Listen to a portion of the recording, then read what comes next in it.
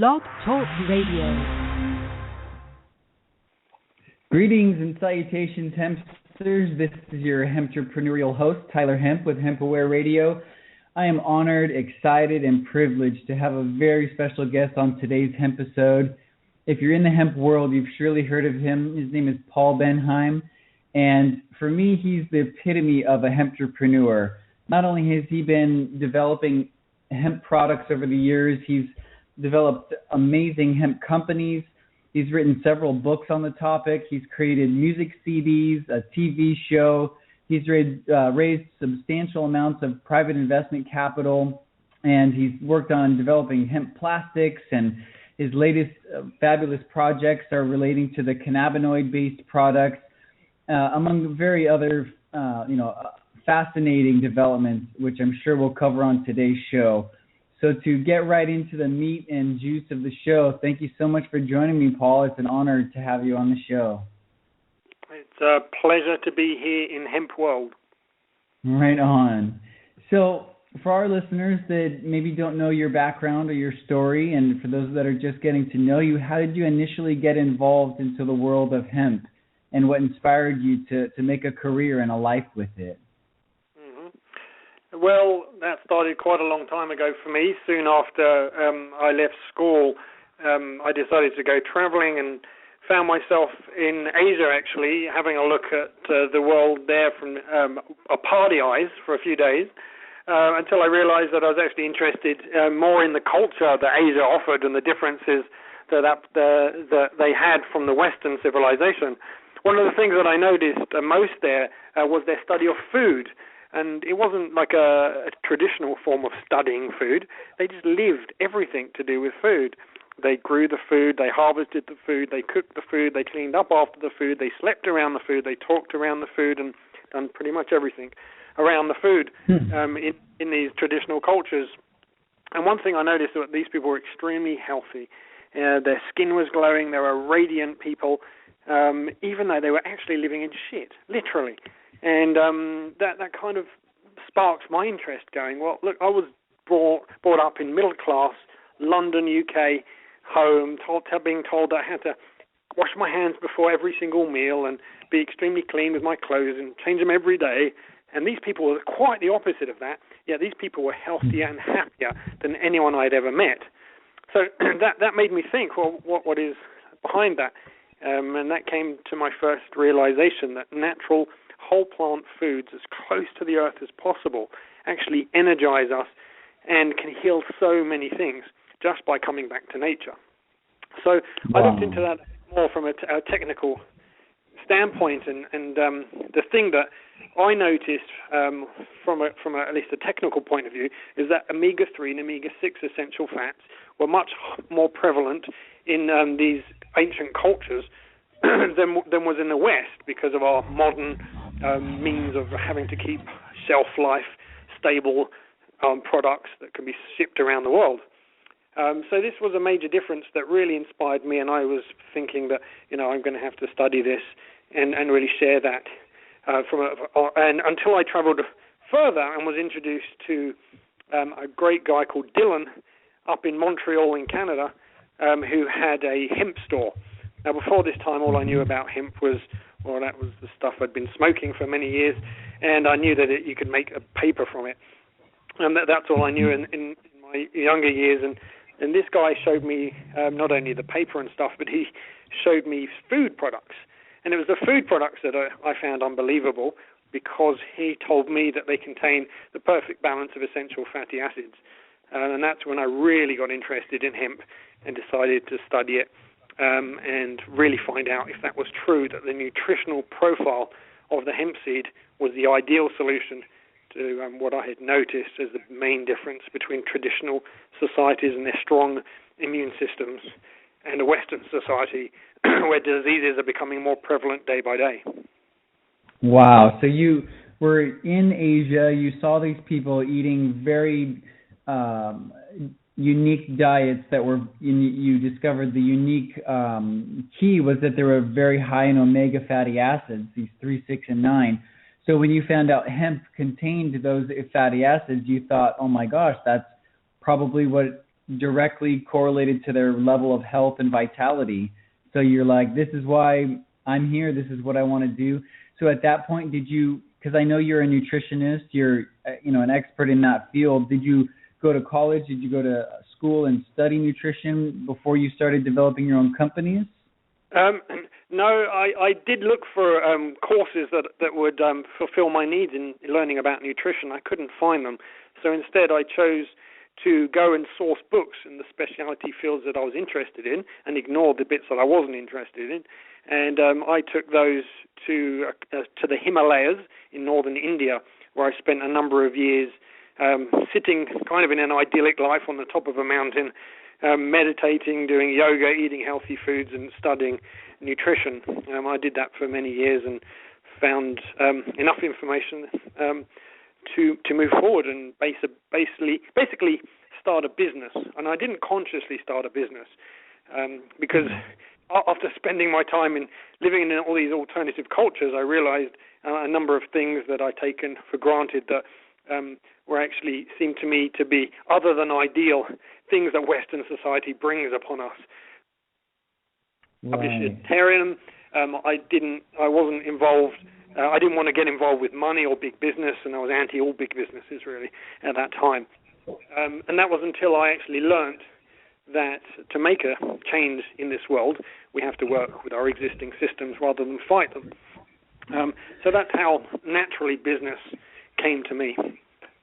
Exactly, and it's not a coincidence that when you go to a store and you hand them a $20 bill, what they give you back is your change. So it's that change, that economic power that allows us to make change in the world, and you have certainly done that. And I'm just so honored to be able to have a connection with you, somebody that's so dedicated to the hemp movement. I'm curious, what are some of the most exciting parts of being in the hemp movement for you? Well, that's a hard question to answer, Tyler, because every moment is an exciting moment in this industry. It hasn't been boring from the beginning and changes constantly. The things that excite me about it today is that more and more people are hemp aware. There are less and less people that really know nothing about the plant. So we are finding significantly more people understanding what we have to say at more than just a basic level, which allows all the potentials that we've all dreamed about from the many uses of hemp to become closer to reality.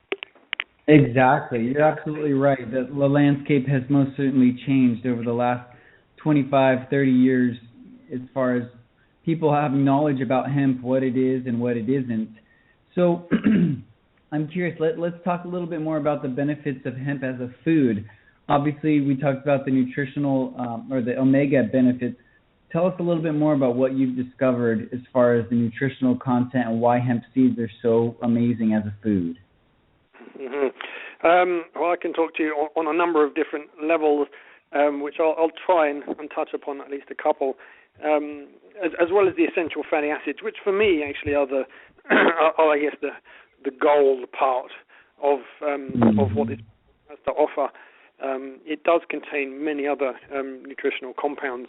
It contains, of course, protein with all of its amino acids in, all the essential amino acids in a great long-term blend, as well as, of course, all of the fiber, the vitamins and the minerals that come with the actually husk itself. Now, of course, the husk isn't used in all the products. Neither is just the meat used in all the products. Sometimes that's turned into oil. But they all contain these nutritional benefits in different balances depending on which kind of hemp food product you choose. My favorite, for example, is the hulled hemp seed, which is the inside part of the seed when the husk has been taken off. I really enjoy that for me because it's closest to nature, really closest to how it's from the plant. And when it's grown raw and organic, it's grown organically and processed without heat along the way, which most reputable manufacturers do around the world now, you get such a high vibration, high energy food, and which a benefit that becomes very obvious for pretty much anyone who starts to consume hemp on a daily basis. Now, it's great to talk about hemp as wonderful and it's great to, try and eat it here and there and promote it here and there. But when you eat it, at least 2 meals every day, significant amounts of hemp, as I have and all of our team does every single day, then the effects are very, very obvious. It's a wonderful, true superfood in how you feel and how it acts on your body. Mm-hmm. And you've actually developed and created a few different hemp food-based companies. What tell us a little bit about those companies and which ones are still going and what your plans are into the future? Sure. All my hemp food companies are still going. The first company I created was in the UK, developing the first snack bar ever made from hemp in Europe, which became what it is today, which is the most successful health food snack bar in the UK, where it's made and sold throughout the world. So that's a very successful business that I've passed on to go and set up Hemp Foods Australia. Hemp Foods Australia manufactures in Australia whole hemp seeds, hemp oil, and hemp protein, and they're 100% certified organic. So we have one of the largest certified organic supply chains in the world. Very proud to have high-quality products that we produce in Australia. We sell it in Australia and export around the world. Now, in Australia, I don't know if your listeners are aware, but hemp foods are not legal for human consumption. Which is so ironic. It's the only country in the world where you can't eat hemp as a food, and we are one of the largest hemp food companies in the world. We just got given a rather large federal grant from our government. We have our ministers visit us all the time, consuming our hemp foods in our factory, and yet still officially it's illegal, and we have to sell it for external use only, which we do very successfully to nearly every health food store in the country, and become a very well-known brand. That we saw a limit, of course, to selling a product that you can't eat as a food in a country. We can't sell to food manufacturers, or the largest supermarket chains, for example, won't touch us until it's truly legal in all forms. So we've been focusing on Asia, which is where I spent many years in my travels. So we have a company in Japan, for example, called Hemp Foods Japan, which is basically following Hemp Foods Australia's lead and taking it to a market there, of course, with the changing culture. But as you know, Tyler, that hemp has a culture and history in many countries, in many different places in the world. So culturally, it is something that is truly global, because the plant has spread around the world before we did, we believe. Absolutely. So, yeah, that's really accepted in Japan and other places in Asia. We also have businesses in Europe, where I come from as well. We have distribution channels over there. And I'm here in the US working with Hemp Foods America, which is just beginning its journey finally into the US, where people have been asking me to come and bring these businesses here for quite some time.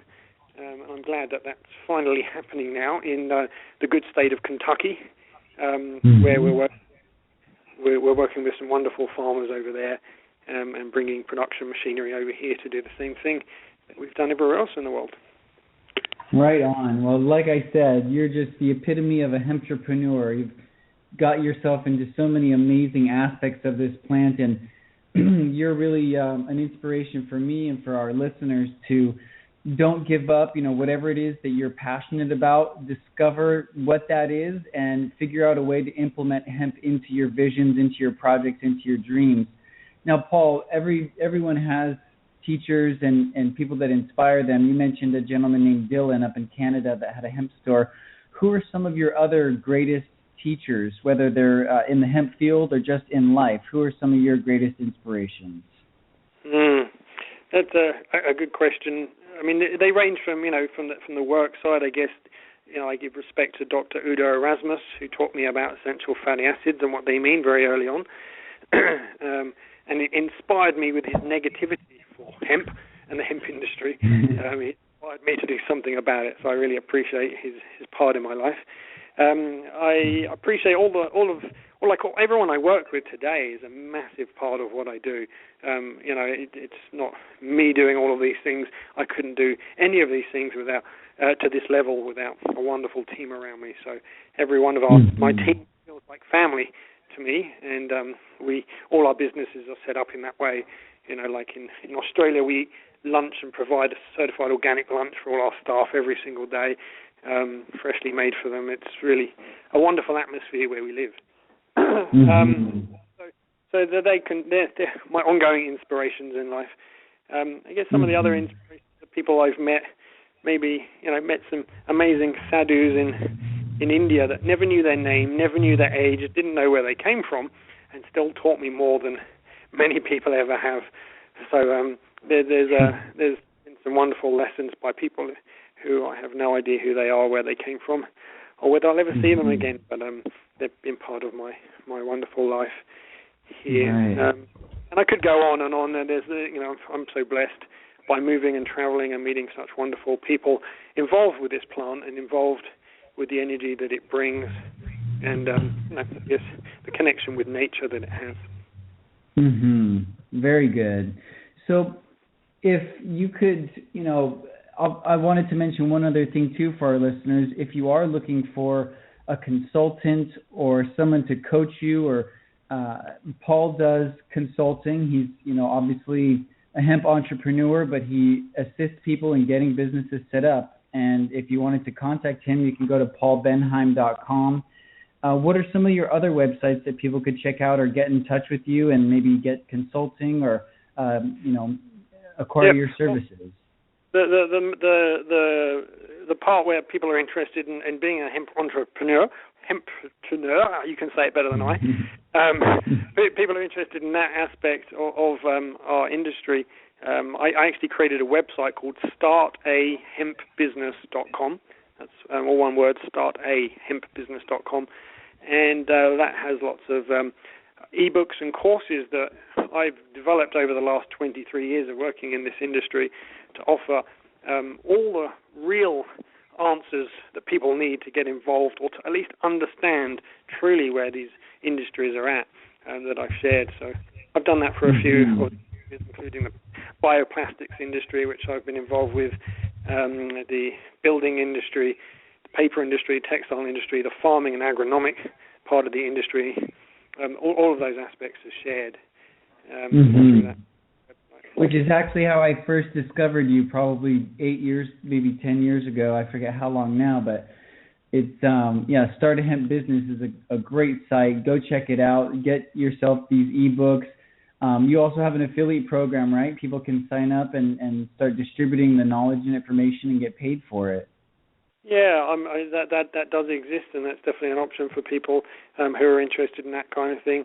I guess my business model is right now focused on moving real products as much as I'm happy for people to share information.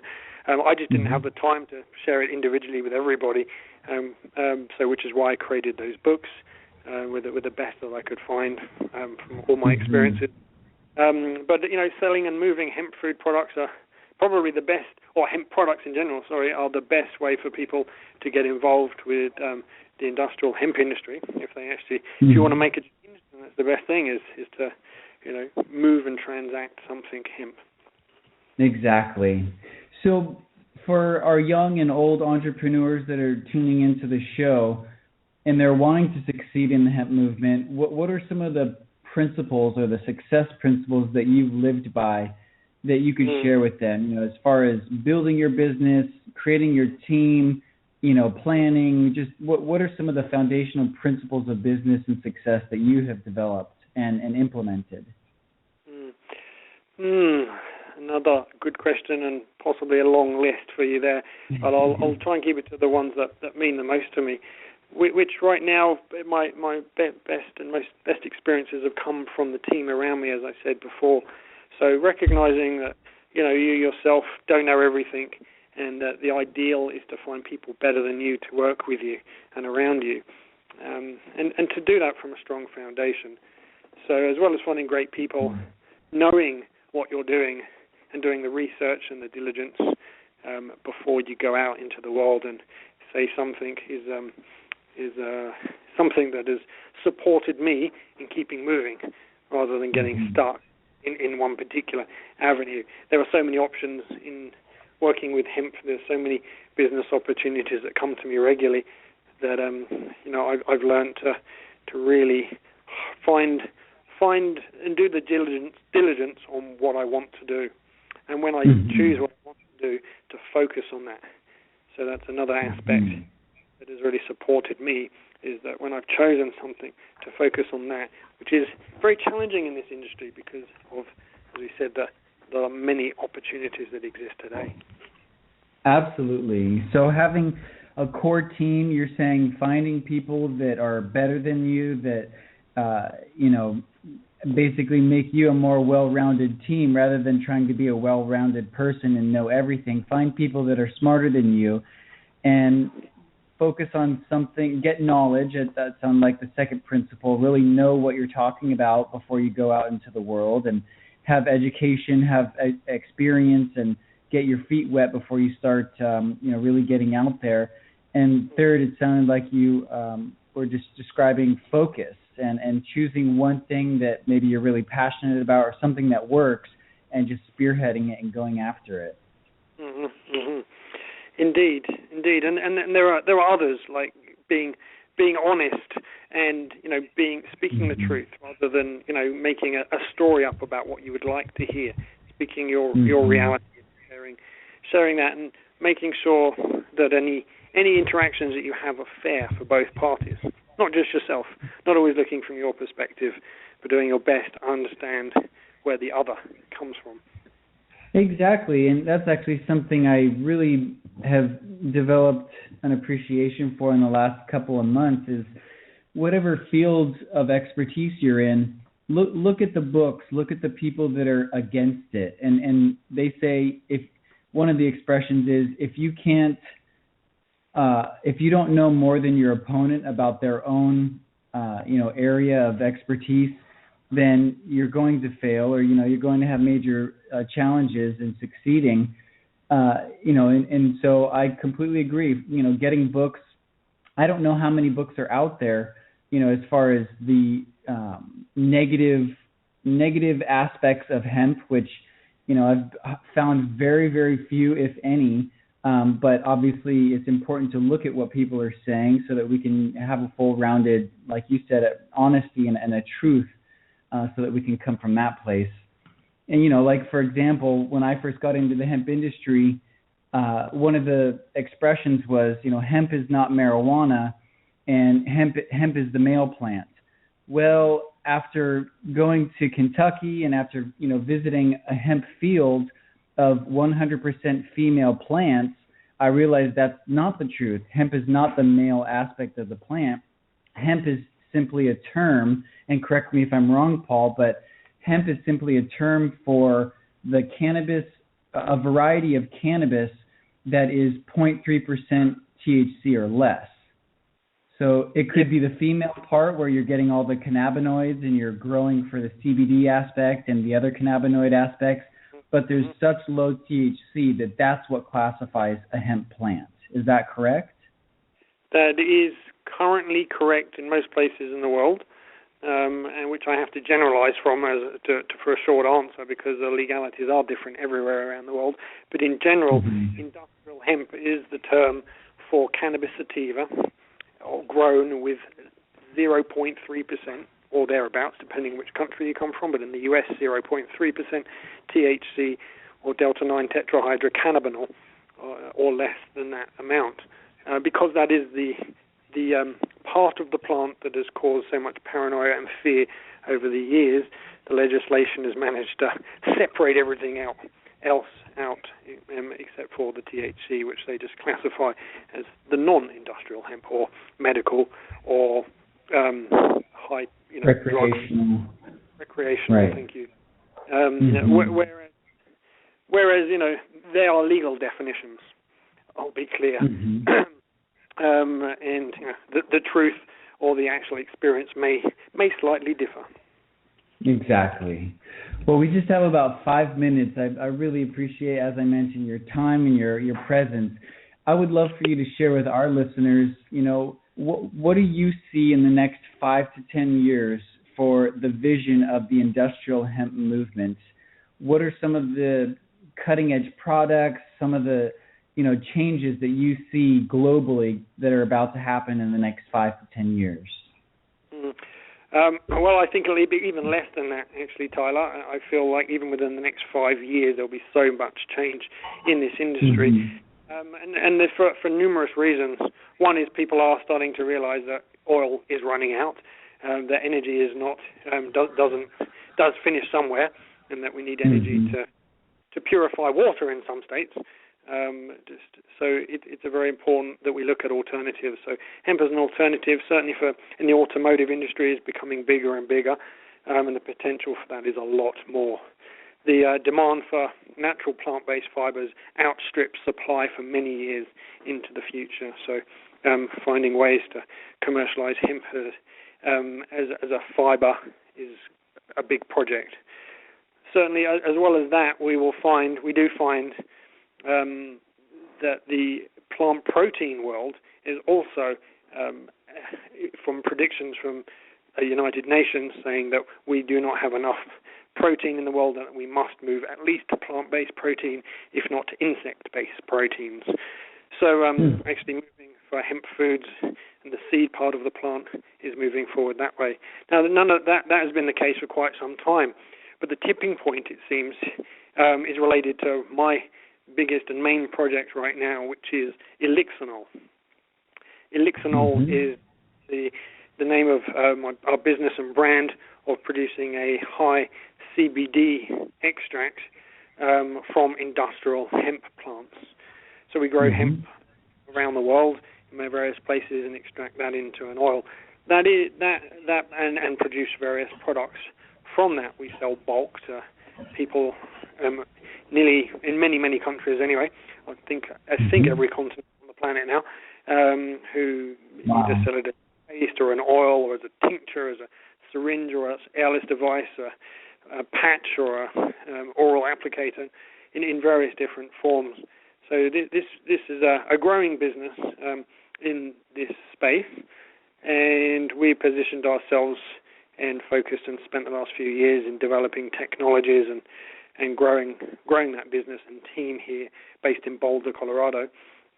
And we're finding that the difference that having a third part of the plant, so as well as the fiber, as well as the food from seed, but as well, then we have the flowers and the stalk for CBD, and all the other cannabinoids and terpenoids that are being developed for a growing market, really does make the difference for the farming community.